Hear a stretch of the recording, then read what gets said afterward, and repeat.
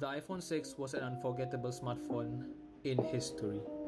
From being the first major redesign to an iPhone, to having issues like bandgate and etc. It truly has changed the iPhone forever. However, in a 2022 perspective, the iPhone has already passed its best years. First, I want to talk about the general specification of this phone. The iPhone 6 is being powered by Apple's A8 processor with only 1GB of RAM, and my unit here is the 64GB variant, and it also came out with a 16, 32 and even a 128GB models as well. It boasts a 4.7-inch Retina display and was Apple's first phone to have a larger display.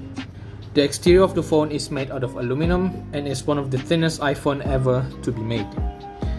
The aluminum and thin body combo led to an issue that rose massively in the tech community.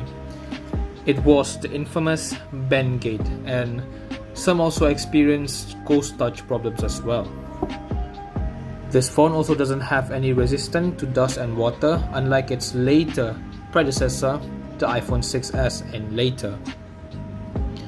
Even after being criticized by the public and media, the iPhone 6 still managed to sell extremely well. In fact, it is actually the highest selling smartphone of all time, with over 200 million phones sold. Now, the design of the phone actually held up pretty well, and the release of the iPhone SE 2022 helped make it less outdated, especially when it comes to the screen. However, the phone performance here in 2022 is quite underwhelming. Opening apps at least require couple of seconds to open, and when you're doing simple tasks like listening to music and using social media apps, the phone still managed to get hot. Gaming on this phone is surprisingly doable, and I did play some Minecraft on it, although I did set the graphics to the lowest setting possible, and surprisingly it is quite playable with quite steady frame rate. And due to the phone only being included with 1GB of RAM, it could only get updated to iOS 12.5.5. And the outdated software means app support will most likely cease to exist in a couple of years or even months. Even multitasking on this phone is hard.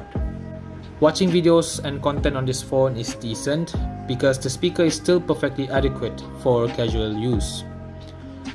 Using this phone for simple texting and calls is great because call quality and mic is still good, and typing experience is also good. However, the battery life is horrible thanks to the small 1810 mAh battery. Also, the Touch ID on this phone is quite slow and unreliable most of the time because it is the first generation Touch ID. And last but not least are the cameras. The phone has an 8MP back and 1.2MP front shooter. Yes, the numbers doesn't sound exciting, but the picture results are quite good and can even rival some current budget smartphones as well.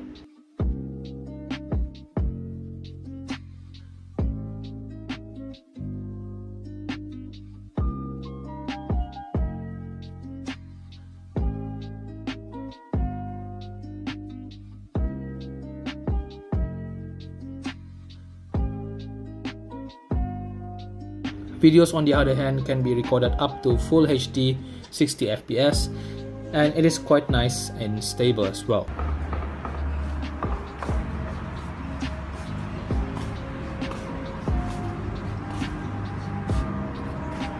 However, the front camera is only good for video calls because it is just, well, disappointing. To sum up, I honestly suggest you guys to avoid getting this phone in 2022. And if you want an iPhone, I suggest you to get at least an iPhone SE 2020, or if you're on a limited budget, get the iPhone 8 instead because it will last longer and perform better than this phone. So that's all from me, and I hope you guys enjoy the video and subscribe for more contents like this. See you guys next time, and goodbye.